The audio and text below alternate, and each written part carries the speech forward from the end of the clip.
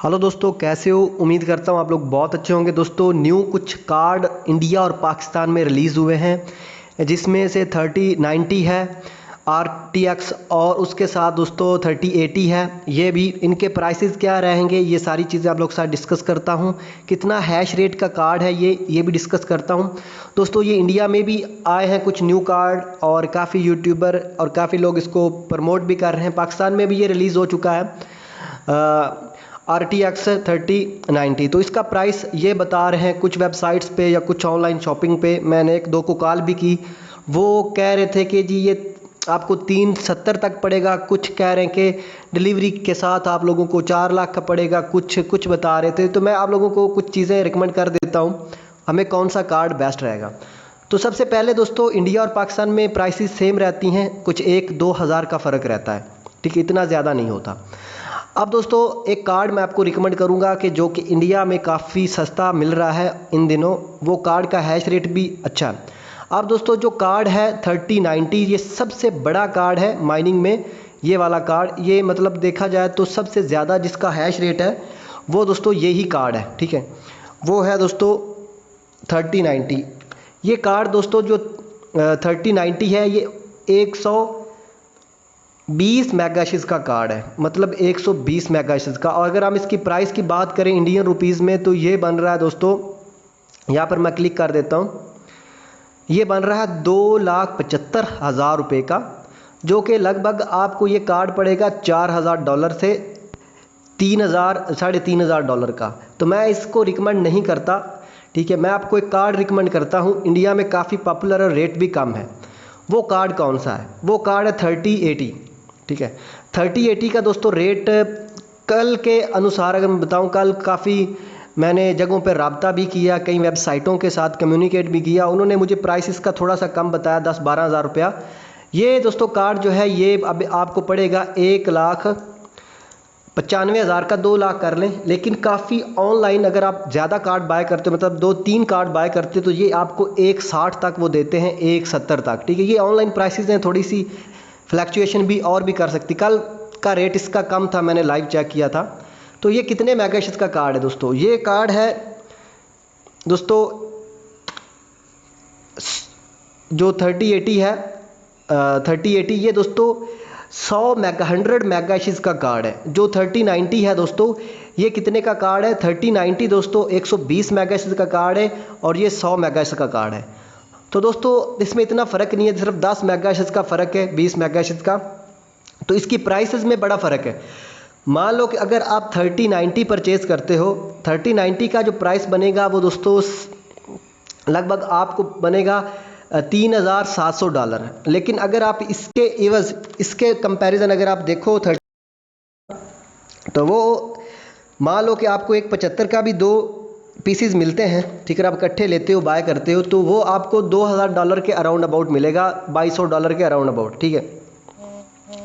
$2,200 के अगर around about ये आपको कार्ड मिलता है, तो I think is a good deal, not a bad deal, ठीक है। तो ये कार्ड अगर आप बाय करते हो, मे भी इससे भी सस्ता मिल जाए, क्योंकि ये अभी हॉट है, मतलब अभी बाय हो रहा है, अभी काफ़ी करंट सिचुएशन में बाय हो रहा है, तो इसीलिए थोड़ा सा हाइप पे है। जो ही ये लो होता है तो आपको मे भी, अगर आप 10-12 पीसेस खरीदते हो, तो आई थिंक मुझे लगता है कि ये कार्ड आपको इससे और भी सस्ता पड़ सकता है। तो इसकी अब देखते हैं दोस्तों, अब इसका कितना हैश रेट निकल के आता है। मान लो कि आप इस कार्ड को, चलो 10-12 हज़ार का इतना फ़र्क नहीं होता, आप किसी दुकानदार से डील कर सकते हैं कि यार कोई 5-10 हज़ार लेस दे।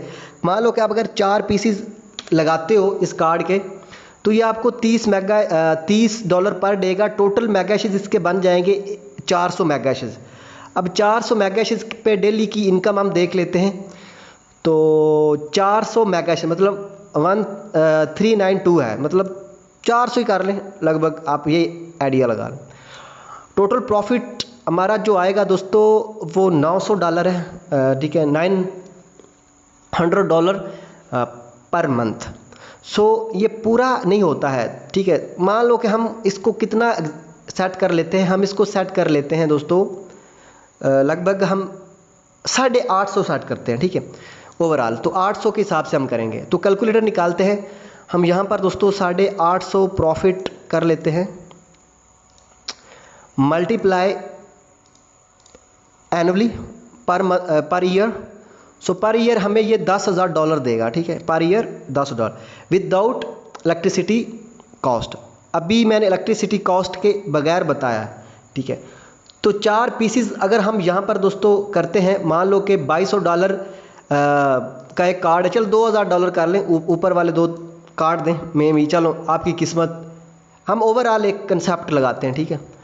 तो $2000 बाय 4 पीसीज हैं आई थिंक, हाँ 4 पीसीज। सो 4 पीसीज को हम कर लेते हैं जी, ये $800 बनेंगे, $8000। तो हमारा टोटल कॉस्ट कितना रहेगा, $8000।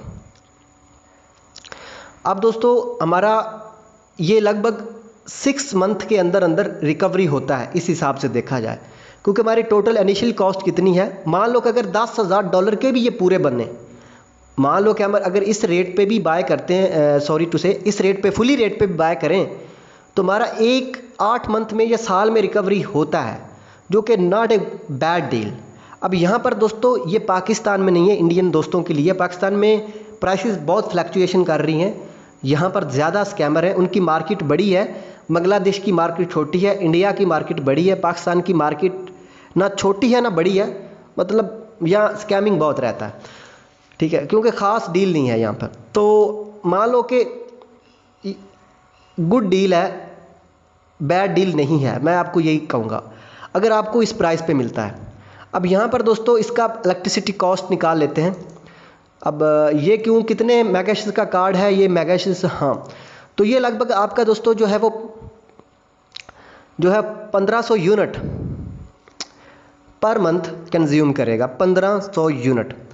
तो इंडिया में कुछ रीजन है, कुछ सिटीज़ में जैसा दिल्ली में थोड़े से यूनिट, मतलब कहते हैं कि 200 यूनिट उनको फ्री मिलते हैं, इस प्रकार से कुछ कंट्री कुछ सिटीज़ में तो वैसे भी कुछ बहुत कम रेट पे उनको बिजली मिलता है।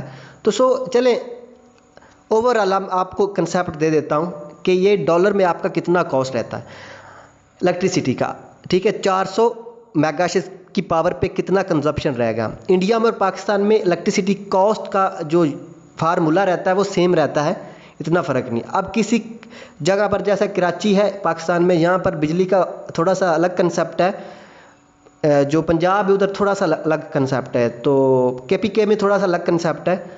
तो इस हिसाब से मैं आपको एक ओवरऑल निकाल के दे देता हूँ, को 5-10 रुपये का फ़र्क होता है, वो एक अलग कहानी। तो 1500 हमारा अगर यूनिट होता है, ठीक है, तो लगभग ये हमें जो टोटल कॉस्ट आएगी दोस्तों वो $200 जो है, $220 आएगी पर मंथ, ठीक है। तो इस हिसाब से आप देख लें, ठीक है, इतना ही आएगा, ठीक है। तो या इससे कुछ ज़्यादा हो सकता है, मैं ओवरऑल कंसेप्ट बता रहा हूँ। तो यहाँ पर दोस्तों हम एनुअली इसका जो है वो निकाल लेते हैं कि पर ईयर हमें इसमें से कितना कॉस्ट आएगा बिजली का। तो ये दोस्तों $2000 आपका आएगा। अब $8000 आपका कितना था, इन्वेस्टमेंट था, ठीक है।